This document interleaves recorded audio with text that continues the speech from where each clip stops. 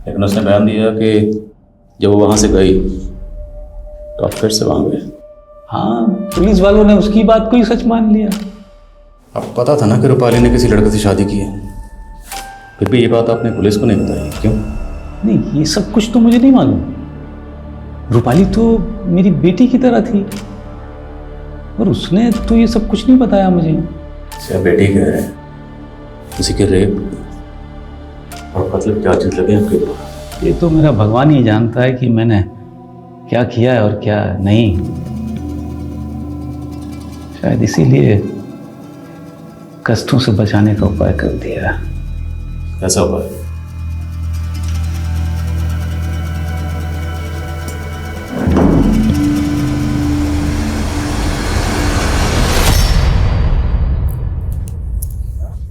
हम यहाँ से चले जाएंगे माँ। किसने कहा तुझे? तुम फोन पे बात कर रही थी ना, तब हम सुन लिए। और क्या सुना तूने? बस इतना ही। बेटा, ऐसे बड़ों की बातें छुप कर नहीं सुनते। हाँ, हम यहाँ से बहुत दूर चले जाएंगे। हमारा तो ये मानना है कि हर इंसान अच्छा होता है, सबके दिल में सच्चाई छुपी होती है। बस समय और हालात के चलते ना वो गलतियां कर बैठता है।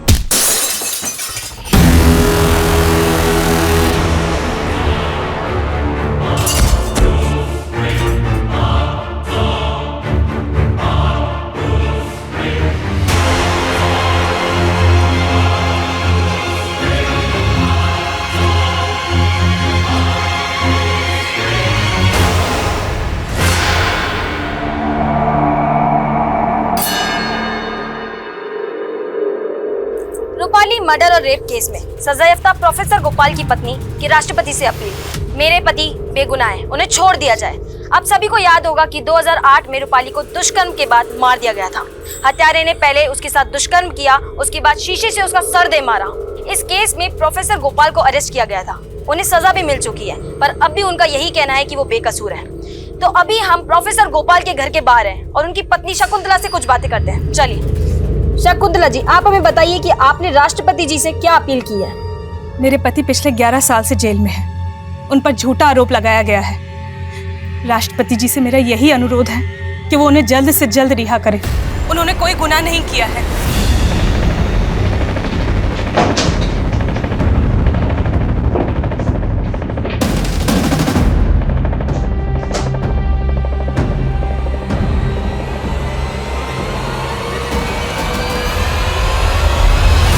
नमस्कार, मैं आशुतोष राणा क्राइम पेट्रोल के नए अध्याय शातिर क्रिमिनल्स में आप सभी का स्वागत करता हूं। 2020 के डेटा की माने तो हिंदुस्तान की जेल में करीब 70% अंडर ट्रायल यानी कि विचाराधीन कैदी हैं।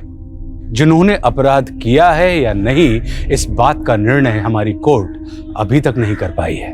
इनमें करीब 1.6 करोड़ क्रिमिनल केसेस ऐसे हैं जो पिछले 1 साल से विचाराधीन है और करीब 22 लाख ऐसे केसेस हैं जो पिछले 10 वर्षों से पेंडिंग हैं। शायद ये सब इसलिए क्योंकि हमारी कानून व्यवस्था का मानना है कि भले ही 100 अपराधी छूट जाएं, लेकिन एक भी निर्दोष को सजा नहीं मिलनी चाहिए।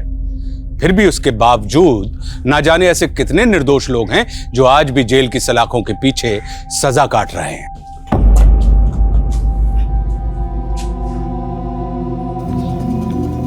मुझे लगा मेरी पत्नी शकुंतला और बेटी सुचि मुझसे मिलने आई है। भाई,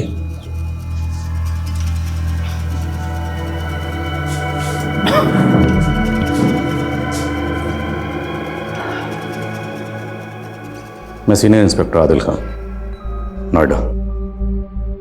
आपसे कुछ पूछना चाहता हूँ। 11 साल से तो बंद करके रखा है आप लोगों ने जेल में। अभी कुछ कहना सुनना बाकी है? मैं रूपाली शास्त्री के बारे में बात करना चाहता हूँ। सर, फेमिनिस्ट के ऊपर आपकी बुक का फर्स्ट ड्राफ्ट तो बहुत अच्छा है। हाँ। लेकिन ये औरतों को अपने अधिकार के नाम पर चिल्ला चिल्ला कर नारेबाजी करने की क्या जरूरत है? मेरा मतलब है कि बराबरी का अधिकार तो शांति से भी लिया जा सकता है। रूपाली के बारे में तो मैं जो कुछ जानता था सब बता चुका हूँ। किताब पढ़ी मैंने आपकी। उस किताब में औरतों के हकूक को, उनके किरदार को बाखूबी बयान किया है। फिर भी मुझे हैरत इस बात की है कि जो शख्स औरतों की इतनी इज्जत करता हो किसी लड़की को इतनी वहशियत से कैसे मार सकता है।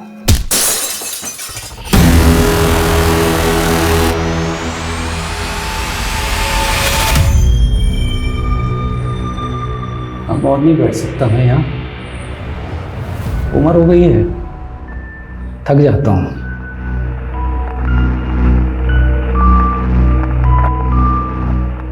जरूरी नहीं कि जो जैसा दिखे वैसा ही हो। आप लोगों को मैं वहशी लगता हूँ, गलत लगता हूँ। मुझे लगता है कि गलती कानून से हुई है।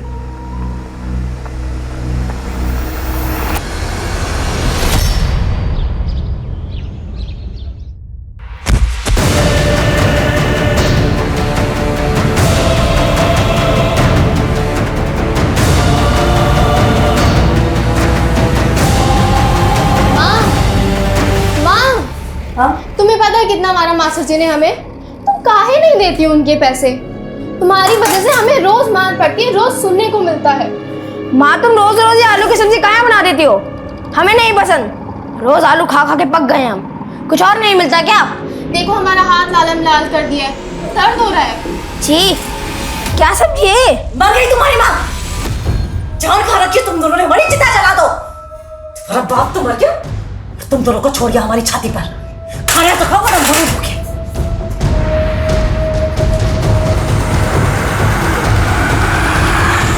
तुम रूपाली के केस की फिर से इन्वेस्टिगेशन क्यों करना चाहते हो, जबकि पूरी इन्वेस्टिगेशन के बाद ही गोपाल को सजा हुई थी?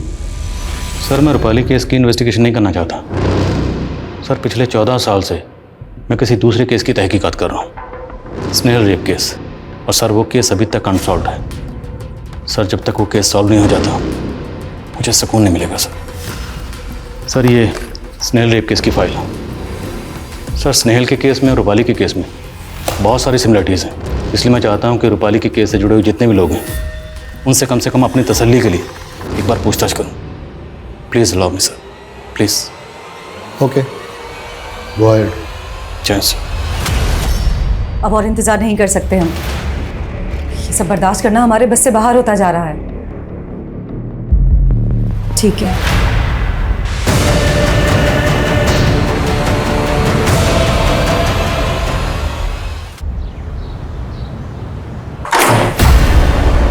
जी कहिए। हमें रूपाली के फादर से मिलना, रमाकांत शास्त्री जी से। जी मैं ही हूँ। मैंने रूपाली की केस फाइल देखी। आप लोग यहाँ बनारस में हैं, लेकिन रूपाली की मौत हुई आगरा में। तो आगरा में क्यों थी?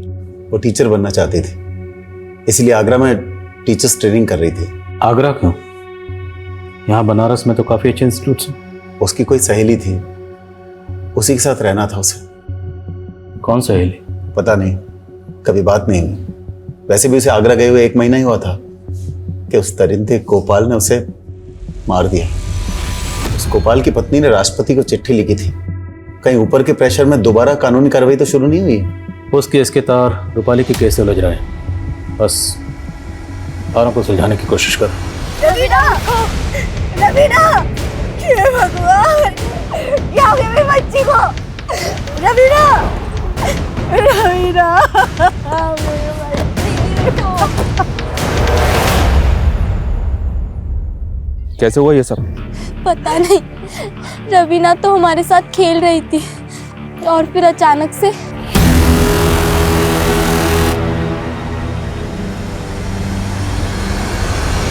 कुएं का पानी पीकर मरी है वो। आप लोगों ने मार डाला मेरी बच्ची को। लाश को पोस्टमार्टम के लिए भिजवाओ। जी सर। ये कुएं के पानी की बात कर रही है, पानी की जांच करवाओ। मुझे माफ कर देना रवीना, मुझे माफ कर देना। तो क्या सच में रवीना को जन्म देने वाली मां ने ही उसकी सांसें छीन ली थी? और अगर मीनल ने इतना संगीन अपराध किया था तो उसकी मजबूरी क्या थी? या जो दिख रहा था वैसा था नहीं? और आदिल खान को रूपाली के केस में ऐसा क्या दिखा कि वो गोपाल दास से मिलकर रूपाली के केस की इन्वेस्टिगेशन कर रहा था? आखिर वो कौन सी बात थी जिसकी वजह से बार बार आदिल खान को यह लग रहा था कि स्नेहल और रूपाली के केस में कोई समानता है? आखिर स्नेहल के साथ ऐसा क्या हुआ था? वो कौन सा गिल्ट था जिसकी वजह से 13 साल बाद भी इंस्पेक्टर आदिल खान स्नेहल की केस फाइल को साथ में लेकर घूम रहा था?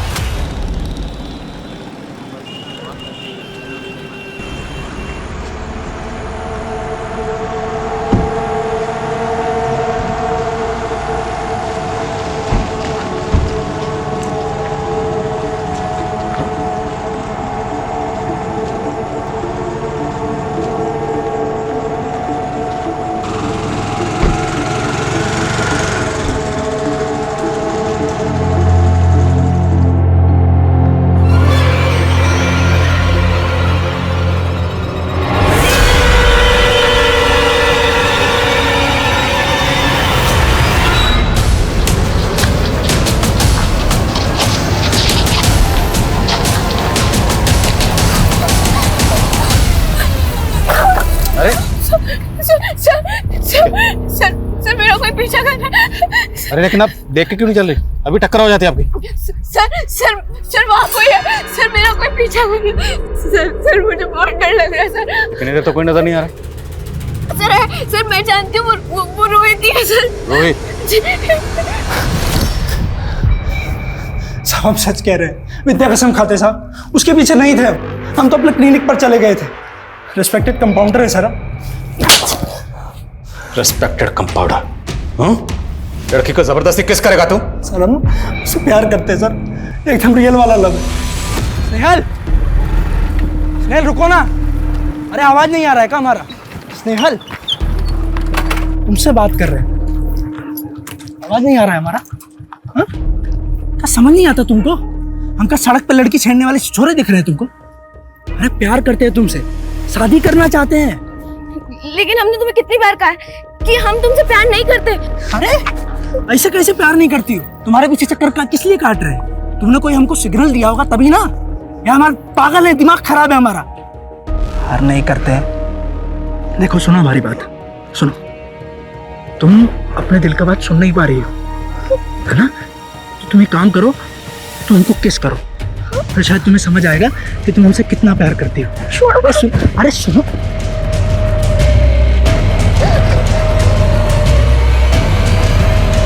एक रात यहाँ काटेगा ना तो तेरे सर से ये अश्क का भूत उतर जाएगा। रखो इसको रात भर यहीं पे। सर हमारी बात तो सुनिए sir.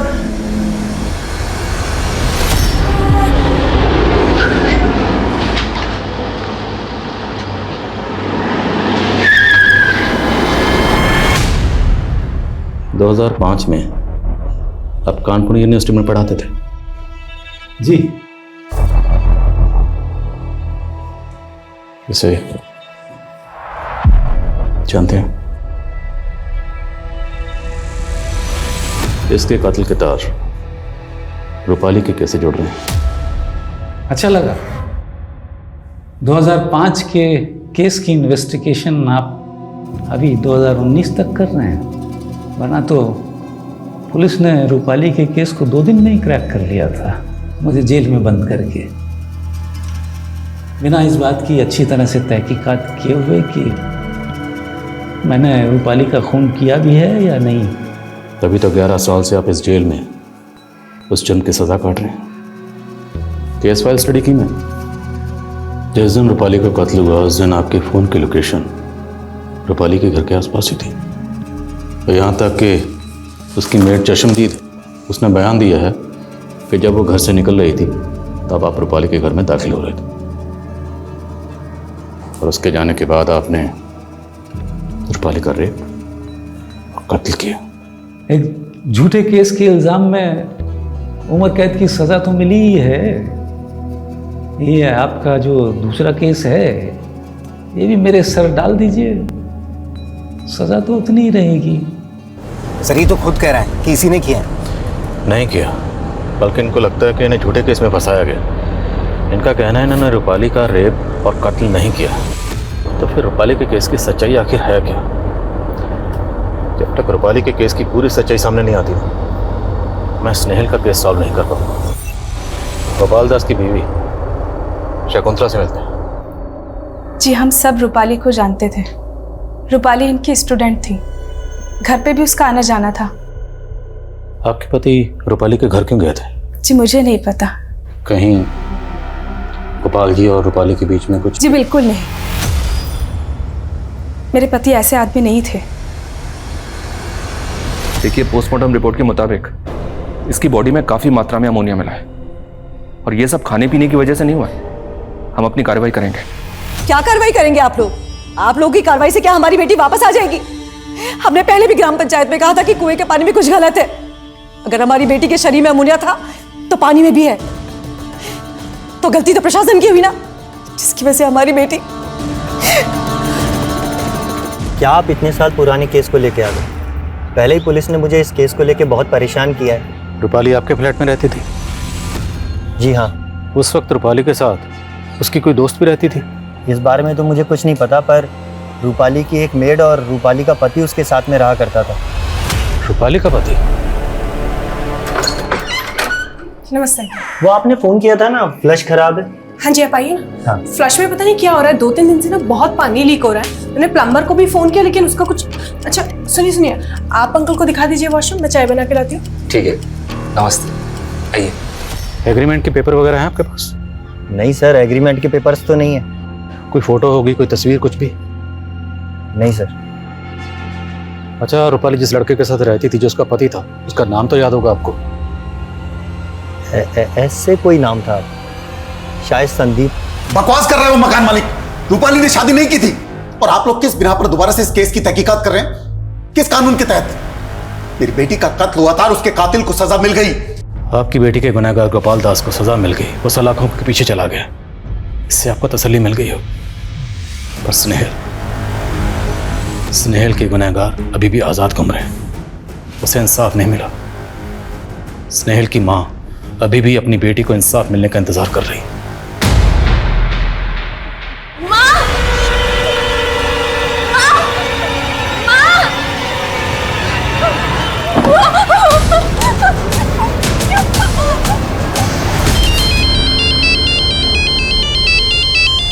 Hello hello hello sir, मेरे घर पे कोई है सर, प्लीज मेरी मदद कीजिए। स्नेहल, छोड़ो छोड़ो मुझे।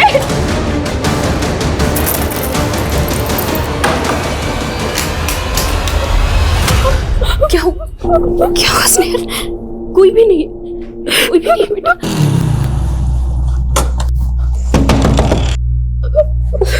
एक मिनट बेटा, मैं आई।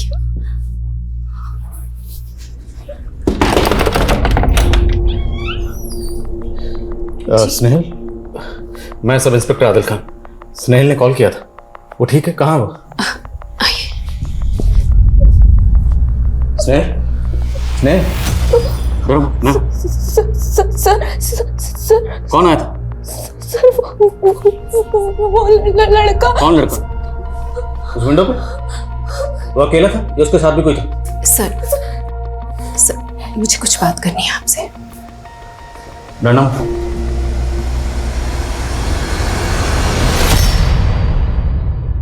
सर, मेरी बेटी को अंधेरे से बहुत डर लगता है। दरअसल इस अंधेरे ने उससे उसका सब कुछ छीन लिया।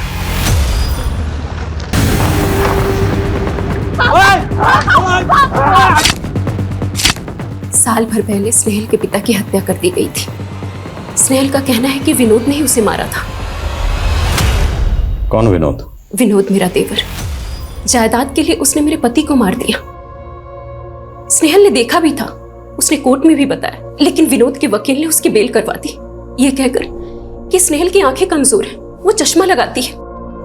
इतनी रात के अंधेरे में उसने इतना साफ साफ कैसे देख लिया? तभी से स्नेहल को अंधेरे से बहुत डर लगता है। स्नेहल, यहाँ कोई नहीं आया, मैंने सब जगह चेक किया। सर यहाँ सच में कोई है? नहीं था बच्चा, नहीं था, मैंने सब जगह चेक किया।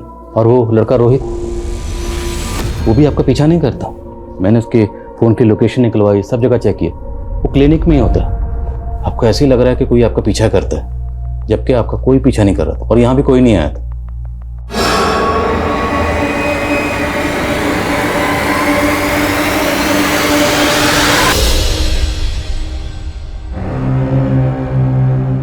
एक सवाल का जवाब देंगे आप? जी जी। आप बार बार ट्रांसफर क्यों ले लेते थे?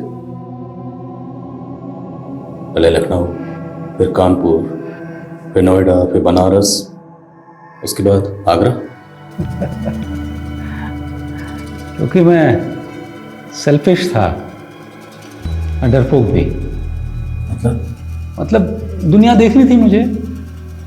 सोशियोलॉजी का प्रोफेसर था ना, तो अलग अलग सोसाइटीज़ देखना चाहता था, लोगों पे रिसर्च करना चाहता था अपनी बुक के लिए। लेकिन इतनी हिम्मत नहीं थी कि नौकरी छोड़ करके अपने मन का काम कर सकूं। तो उस दिन आप रूपाली से मिलने उसके घर क्यों गए थे? रूपाली बहुत प्यारी बच्ची थी, हमारी फैमिली से बहुत क्लोज। तो जब वो आगरा आई तो मुझसे मिलने आई थी। मैं भी एक दिन उधर से गुजर रहा था तो उससे मिलने चला गया। अरे चाय की क्या जरूरत थी? सर लीजिए ना प्लीज। अच्छा, घर पे सब ठीक है ना? हाँ हाँ, घर पे सब ठीक है।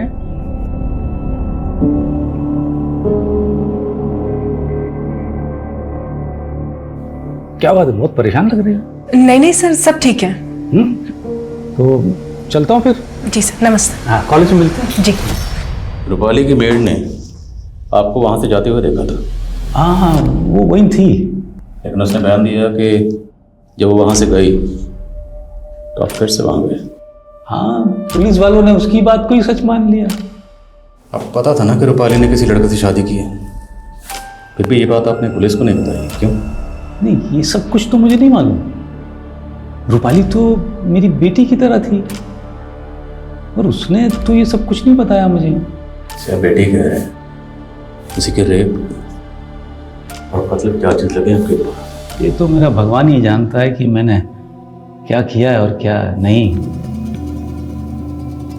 शायद इसीलिए कष्टों से बचाने का उपाय कर दिया। कैसा उपाय?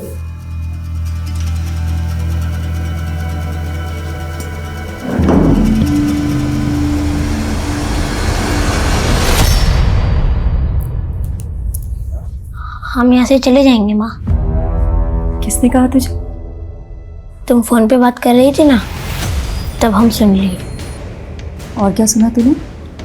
बस इतना ही। बेटा, ऐसे बड़ों की बातें छुप कर नहीं सुनते। हाँ, हम यहाँ से बहुत दूर चले जाएंगे। तू जा।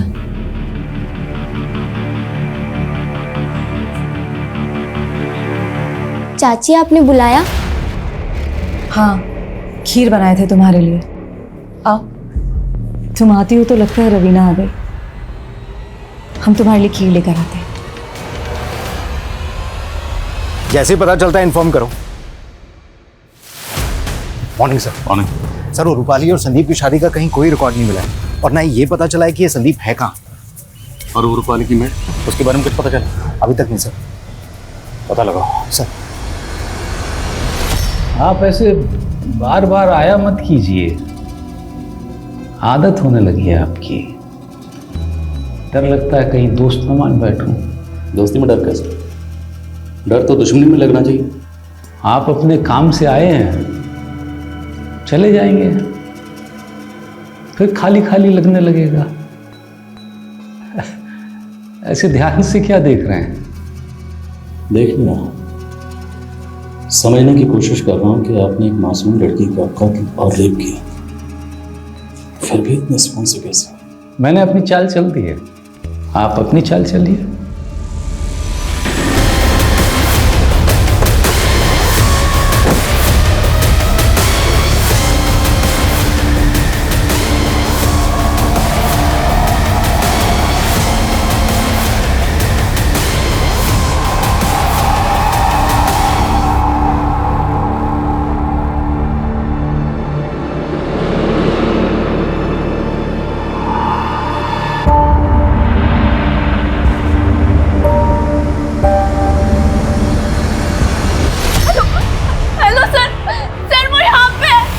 स्नेहल, आप अपनी दवाइयाँ तो ठीक से ले रहे हो ना? सर, वो सच में यहाँ पे। सर, स्नेहल, कोई नहीं है, ये आपके मन का वहम है। आप एक काम करो, मैं वो सच में। छोड़ो स्नेहल,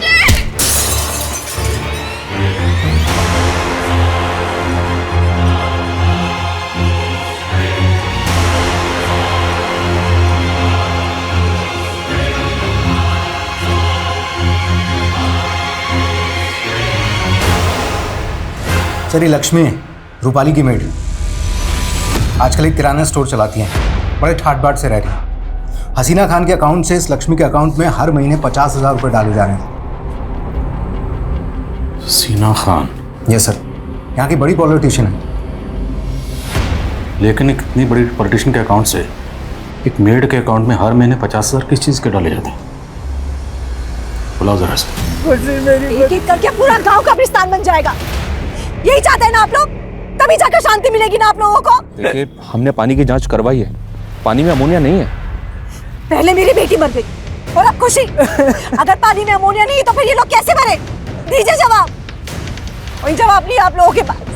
कुछ नहीं करेंगे आप लोग, कुछ नहीं करेंगे।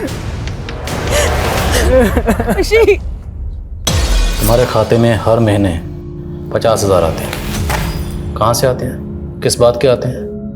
और ये 50,000 तुम्हारे अकाउंट में रूपाली के कत्ल के बाद से आने शुरू हुआ। आखिरी मौका दे रहा हूँ, सच बोल दो, बचा लूंगा। Last chance. हमने कुछ नहीं किया साहब, हमने कुछ नहीं किया। ये घर, ये पैसा, ये दुकान सब हसीना मैडम ने दिया साहब। हमने कुछ नहीं किया साहब, हमने कुछ नहीं किया।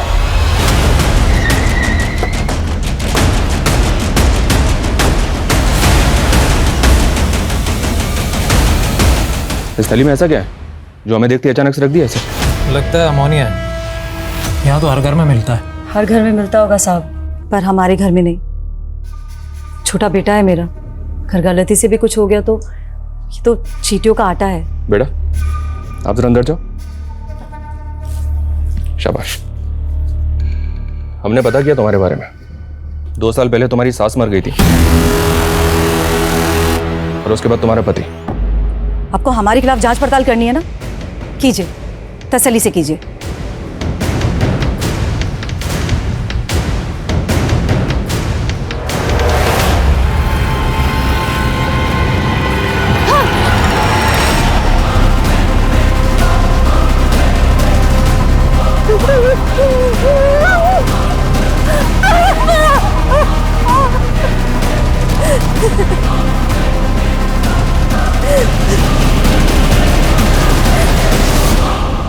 हमें तो इस जिल्लत की आदत हो गई है। सुची की शादी की तैयारी कर रहे थे हम लोग जब मेरे पति को गिरफ्तार किया गया एक झूठे इल्जाम में। इतने सालों हमारे साथ ऐसे ट्रीट किया गया जैसे कि हम बाजार जाते हैं तो हमारे साथ गलत होता है। लोग हमारा रेट पूछते हैं। तो आप ये सब बर्दाश्त क्यों कर रही हैं? आपको पुलिस में कंप्लेंट करनी चाहिए, कानून की मदद लेनी चाहिए।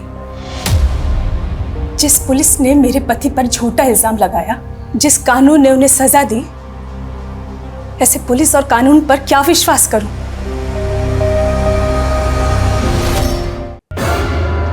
हाँ जी कहिए, क्या बात करनी है? 10 मिनट में एक इंपॉर्टेंट मीटिंग है मेरी। ज्यादा वक्त नहीं लेंगे आपका अशफाक खान, या फिर संदीप कहूं? जी मुझे समझ में नहीं आया। रूपाली के साथ संदीप नाम से रहते थे ना? ये रूपाली कौन है? सबूत दिखाओ जरा। यह आपकी और रूपाली की शादी का मैरिज सर्टिफिकेट। अभी यही कहेंगे कि किसी रूपाली को नहीं जानते? हमने रूपाली के पड़ोसियों को भी आपकी फोटो दिखाई, उन्होंने भी आपको पहचाना है। आप लोगों को सीधी बात समझ में आ नहीं रही या मैं समझा नहीं पा रहा हूं? मैंने कहा ना किसी रूपाली को नहीं जानता हूं। अशफा बेटा, आप इतनी जोर से कब से चिल्ला के बात करने लगे? माफ कीजिएगा, इनकी बीवी मां बनने वाली है। पूरा महीना चल रहा है, सिर्फ परेशान है, इसलिए चिल्ला बैठे। आपके साहबजादे ने रूपाली शास्त्री से शादी की थी, इस बात का इल्म तो आपको भी होगा। फर्जी है ये कागज। आप कहें तो ऐसे सेम टू सेम फर्जी कागज बनवा के भिजवा दूं आपके पास। आप हर महीने रूपाली की मेड लक्ष्मी के अकाउंट में 50,000 किस चीज़ के भेजती हैं? कह दीजिए, वो सब भी फर्जी? उन्होंने रूपाली भाभी के मर्डर केस में गोपाल सर का नाम लेने के लिए बोला था। लेकिन क्यों? हसीना का रूपाली के कत्ल से क्या लेना देना है?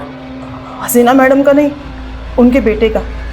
अशफाक भैया ने रूपाली भाभी के साथ शादी हुई थी। किसी लाचार की मदद करना कब से जुर्म हो गया इंस्पेक्टर साहब? हमें नहीं पता आप किस लक्ष्मी की बात कर रहे हैं। और वैसे भी पूरी जनता हमारा परिवार है। आप जा सकते हैं। Sir coming. सर, रवीना और खुशी की मौत के बाद मृणाल ने एक आदमी को फ़ोन किया था। इसी आदमी को उसने अपने पति की मौत के बाद भी फ़ोन किया था और 2 साल पहले अपनी सास की मौत के बाद भी। एक ही पैटर्न है सर। इस आदमी को उठा के लाओ। सर।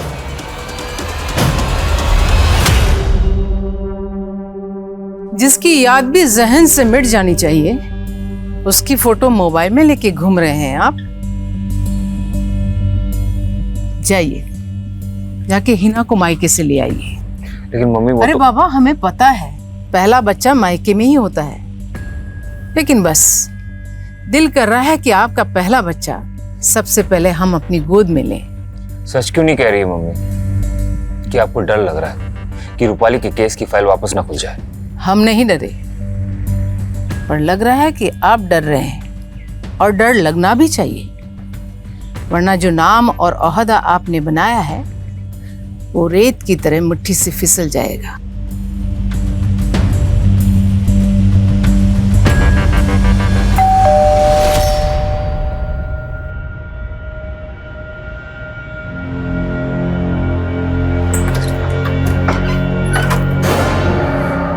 अपनी अम्मी से दूर भाग रहे थे। देखिए, अम्मी ने ढूंढ लिया ना। चलिए घर चलिए, और हमारी बहू को भी साथ लेके चलिए। सॉरी मम्मी, वो नहीं नहीं, हम आपसे कभी नाराज हो ही नहीं सकते। जो आपकी पसंद वही हमारी पसंद। घर वापस चलिए, और निकाह भी तो है आपका हिना के साथ। मम्मी, मैंने रूपाली से निकाह कर लिया है। तो हिना के साथ भी कर लीजिए। महामहिम की बेटी है, जुबान दे चुके हम। और हम रूपाली से तलाक की बात तो नहीं कर रहे। आप हिना के साथ दूसरा निकाह कर लीजिए।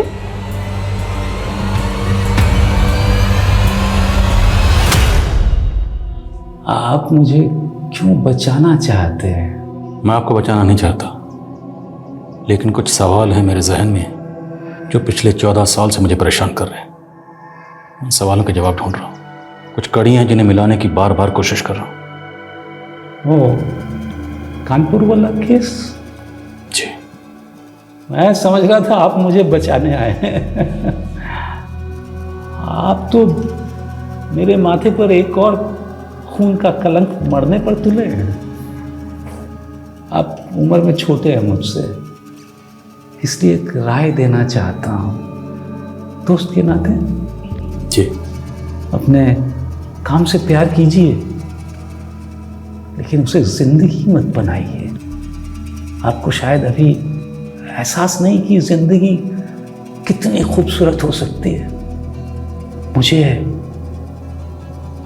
यहाँ जब अपनी बीवी और बेटी से दूर बैठा हूं, तब समझ में आता है कि जिंदगी ने क्या क्या छीना मुझसे।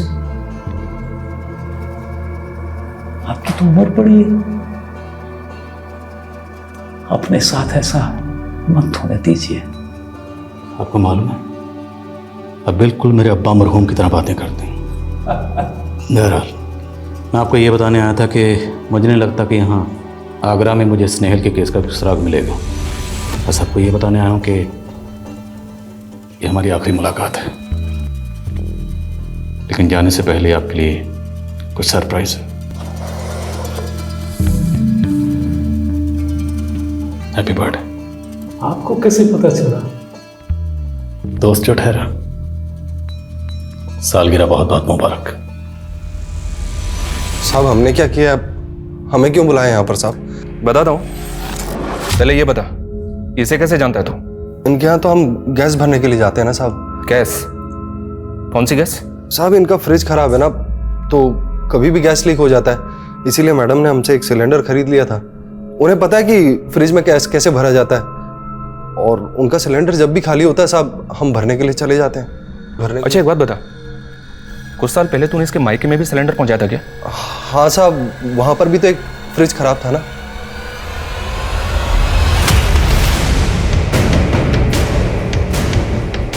माँ, अब तो हमने होमवर्क भी कर लिया है, अब भगवान जी खुश होंगे ना? हाँ, बस तुम्हें भगवान जी के लिए एक और काम करना होगा। इसमें जो गैस है तुम्हें उसे सूंघना होगा।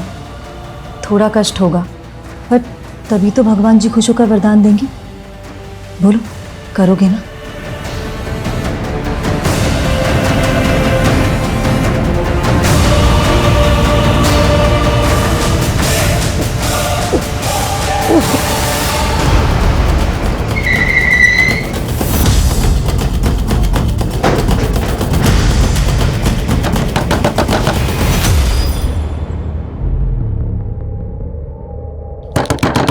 मृणाल जी, मृणाल जी,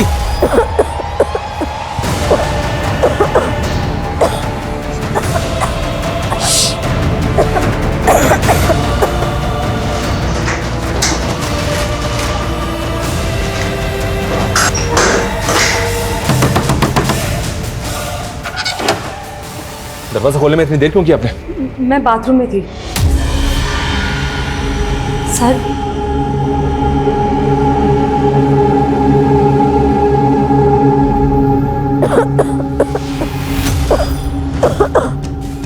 साहब,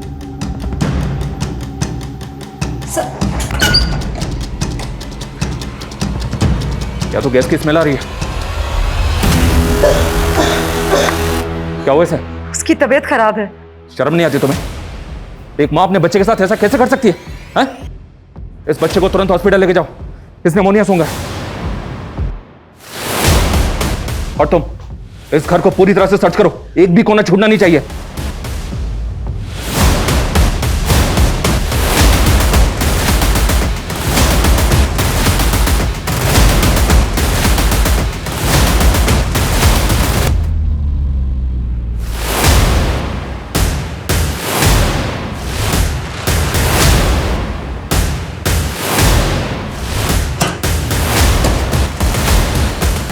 निकालो इसे।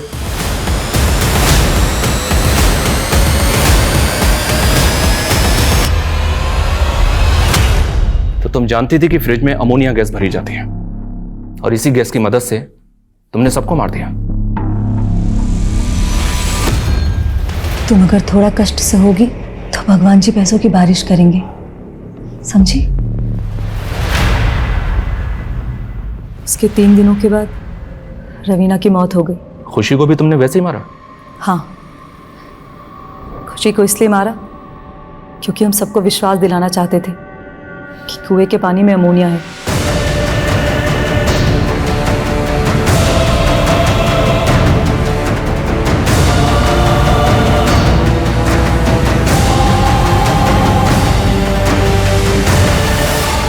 क्यों किया ये सब? क्योंकि हम थक गए थे अपनी जिंदगी से।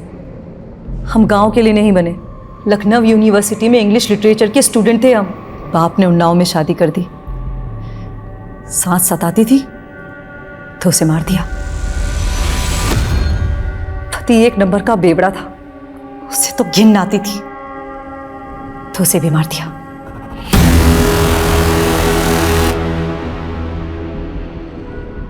अपने बच्चों से भी घिन आती थी? हाँ? वो तो जानते हमारी, पर हम नई जिंदगी शुरू करना चाहते थे, शादी करना चाहते थे। शादी? किससे? जिससे हम प्यार करते हैं। प्यार से ज्यादा खूबसूरत शायद दुनिया में कुछ भी नहीं है, लेकिन कई बार प्यार का खौफनाक चेहरा देखकर प्यार से विश्वास उठने लगता है।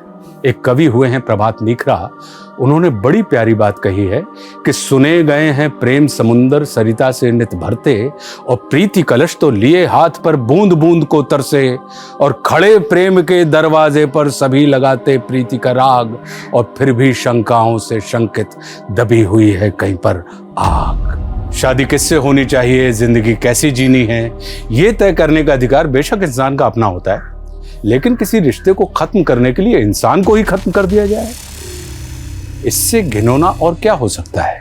मीनल ने अपने प्रेमी से शादी करके एक नए जीवन की शुरुआत करने के लिए एक के बाद एक खून कर दिए। लेकिन उसका प्रेमी था कौन?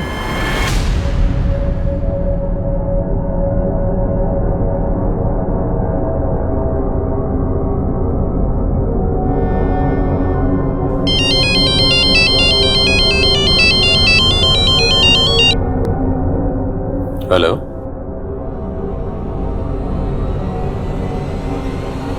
ओके।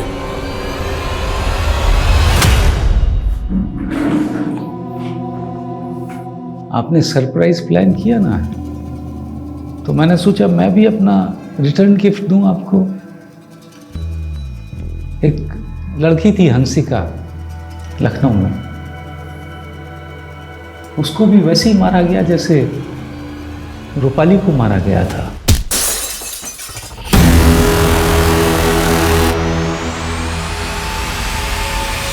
आपको ये कैसे पता? लगता है आप भूल गए कि हमारी पहली मुलाकात कब हुई थी। सर सर सर वहाँ कोई है सर, मेरा कोई पीछा कर रहा है सर। सर मुझे बहुत डर लग रहा है सर। 26 साल का था जब मेरी शादी हो गई थी, 27 साल में बेटी। बहुत प्यार करता था मैं इनसे, लेकिन फिर धीरे धीरे लाइफ मोनोटोनस होने लगी। कहते हैं ना कि खाली दिमाग शैतान का घर। मेरा खाली दिमाग भी शैतान का अड्डा बन गया था। बस एक के बाद एक रेप किया, उनका मार दिया। आप मजाक कर रहे हैं? बिल्कुल नहीं, मन में कुछ नहीं था, बट अच्छी लगी तो पीछा करने लगा, तो रेप किया और मार दिया। फिर जगह बदल दी। वो लड़की हंसिका थी जिसका पहला मर्डर किया था मैंने। बाद में मालूम पड़ा कि उसको मारने के केस में एक ऑटो वाले को सजा मिली, तो हिम्मत बहुत बढ़ गई। उनमें कुछ सेक्स वर्कर्स थी, कुछ मेड्स थी, लेकिन कोई विशेष कार्रवाई नहीं हुई। फिर रूपाली दिखी, बहुत समझदार थी, अच्छी लगी। उस दिन फिर मैं वापस उसके घर गया था। रूपाली, सर आप अभी यहाँ पर? मेरा कुछ सामान छूट गया, ले लूं? हाँ जी आइए।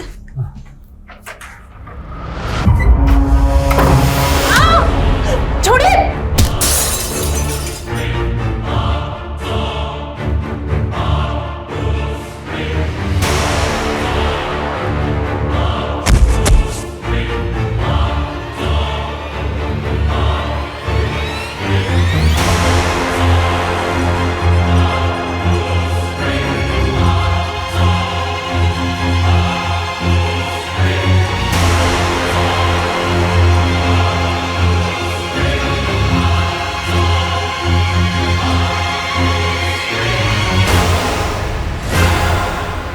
वो तो उसकी मेड के झूठ की वजह से मैं पकड़ा गया, वरना मेरी प्लानिंग ऐसी थी कि कोई मुझे पकड़ नहीं पाता। ये स्नेहल है। इसे कानपुर में मारा था, वहीं पहली बार आपको देखा था। मुझे कभी पछतावा नहीं हुआ इन्हें मारकर, लेकिन आपको एक विक्टिम के लिए इतने साल तक तड़पते देखा तो मुझे खुद से नफरत होने लगी। सोचा मरने तो वाला हूं, कम से कम मरने से पहले ये बोझा उतार लूं। मेरा एक काम करेंगे? उन्नाव में एक औरत है मृणाल, बहुत प्यार करती है मुझसे, मुझसे शादी करना चाहती है। जब भी मौका मिला जेल से फोन करता था उसको। दिन पर दिन बीतते जा रहे हैं और कितना इंतजार करना होगा हमें। उससे आप कह देंगे कि मैं उससे शादी नहीं कर सकता, क्योंकि मैं तो खुद विदा लेने वाला हूं इस दुनिया से। मेरा मैसेज उसे दे देंगे एक दोस्त के नाते। अब ना तो किसी के प्यार के काबिल है और ना ही किसी की दोस्ती के।